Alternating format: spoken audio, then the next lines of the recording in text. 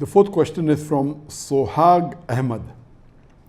Sir, please debate with David Woods or say something to him as he says lot of rubbish things about you and other Islamic scholars.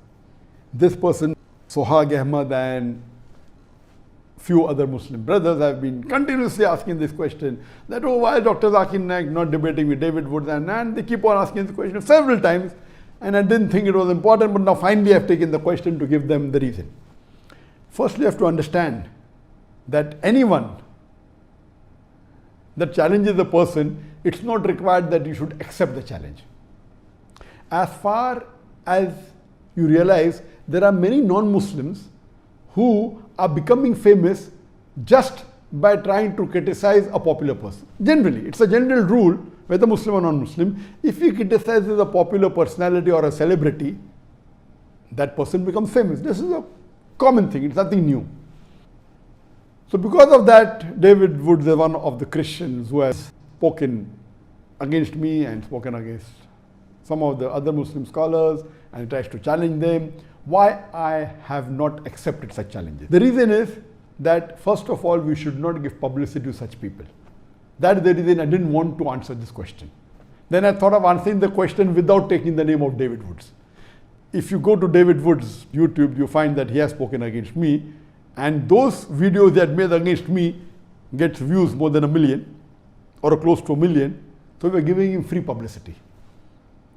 There was a time when I was involved in the Dawah in my initial stages in the early 90s, and when internet was new. In the mid-90s, internet was new, and when I went to America in the mid-90s, one of the first sites that was against Muslims was Answering Islam, and the person who used to run this site was Joshin Katz. And that time we were new in the field of Dawah, and when anyone wrote against Islam, I used to go out of the way and reply to them. Anyone wrote against me, I used to reply to them. And then I realized the moment we reply to them, you have another 10 counter questions. So what we realized, that my positive work is being stopped. If really that question is a logical question or a question that deserves a reply, should be replied. But these frivolous arguments, at that time when I was new, I told Joshin Katz that, okay, do you want to debate with me? You're writing against Islam. He said, do you think I'm a fool to debate with Dr. Zakir Naik? That was his reply. So if you see in the initial stages of my Dawah in the late 90s, in the early 2000s, I had many debates. And then I realized that debating is not the best, it should be done when required. But better is to talk about, give lectures on similarities between Islam and Christianity, similarities between Islam and Hinduism. But when required, yes. And one of the best debaters in the world, you know, was Sheikh Ahmed Deedat. But then we realized that there were people who started challenging me. And one such person was from USA again. I'll tell you his name. Sam Shamoon. And when I went to Chicago, I met him. He said, oh, I want to debate with you. I said, send your guru. And then I had a debate with his guru, Dr. William Campbell. And when I accepted this debate, I was called by the students of USA that Dr. William Campbell wrote a book, Quran and Bible in the Light of Science. And he took out about 30 scientific errors in the Quran. And for 8 years, no Muslim replied. So this book was doing a great damage for the Dawah of the Muslims. And no one replied, so I took up the challenge. I read the book and I went and I debated with it. And alhamdulillah, in Chicago, there were two groups among the Muslims. One group was against the debate. What is this? No one replied. And now this Zakir, who is this young man coming from India? How will he reply? So half the Muslims were against the debate and half the Muslims were for. Alhamdulillah, the debate took place in Chicago and Allah's help was there. Allah's mercy was there, and it was a very successful debate. So much so that after that, alhamdulillah, William Campbell, who got a doctorate in writing a book against Islam, mashallah, it lost its popularity. Later on, then I made a policy that after my videos started becoming popular, then I had a rule. I will only debate with those people who are popular. Then we realized that those people who are not popular started challenging to become popular. And I'll give you a very good example. You know Sheikh Ahmed Deedat, he debated with Jimmy Swagat. And Jimmy Swaggart at that time was one of the most popular televangelists. He was multiple times more popular than Sheikh Ahmad Deedat. Many people told him, don't go, he will chew you and spit you. But Alhamdulillah, Sheikh Ahmad Deedat had the help of Allah and he gave a knockout to Jimmy Swaggart. We have another example, he debated with Anis Furosh. Anis Furosh wasn't known at all. But when Anis Furosh debated with Sheikh Ahmad Deedat, Alhamdulillah, won him lock, stock and barrel, but Anis Furosh became popular. So what we realize that when you debate with someone who's popular and an unpopular person debates with a popular person, the unpopular person becomes famous overnight. So why should we make the unpopular Christian missionaries as popular? So then I had a policy that anyone wants to debate with me should minimum have at least 2% of the audience that I have in my largest gathering. And earlier I said that anyone who can gather 10,000 people individually for a lecture, I will debate him. After that, there was a middle person who requested me to debate with Sri Ravi Shankar.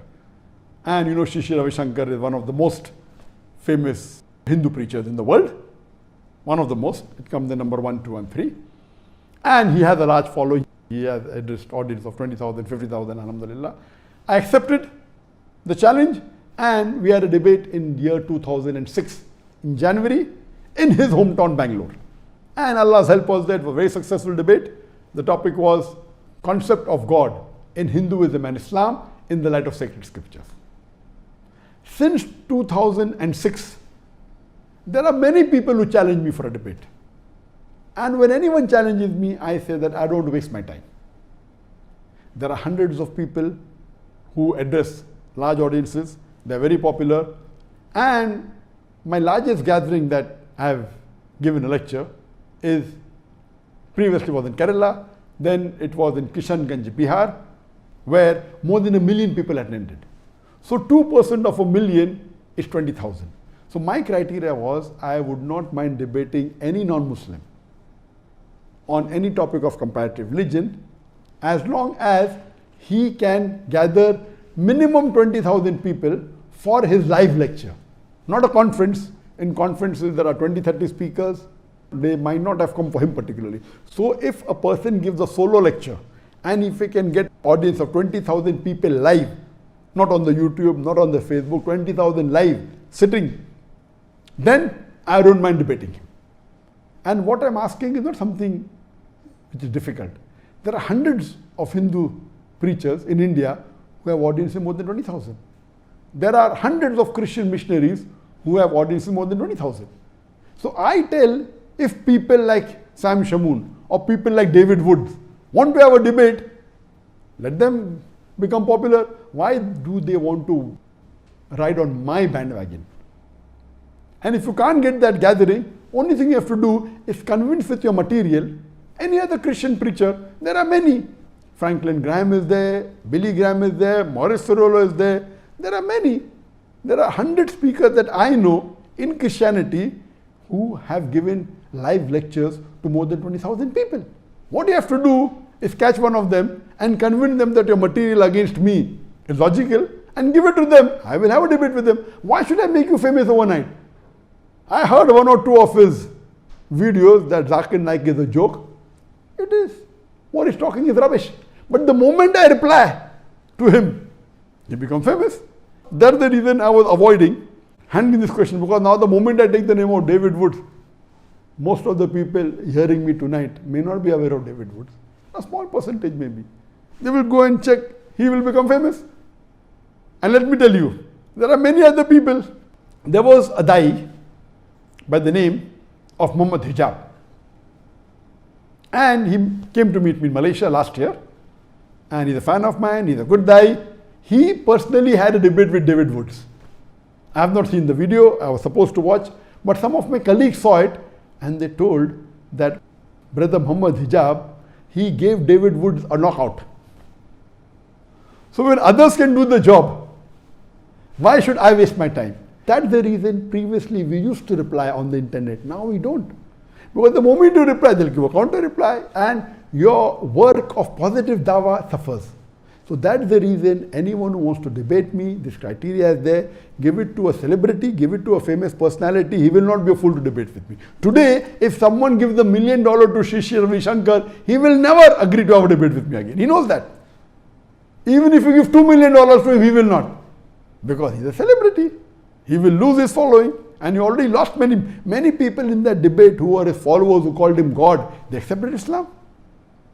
So that's the reason I request David Wood to convince any of these 100 Christian missionaries who are popular, who can have audience of more than 20,000. Convince them. If he cannot convince them, why does he want to have a debate with him? When he cannot convince his own Christian brother that the material of his is enough to answer my lectures, why is he wasting his time?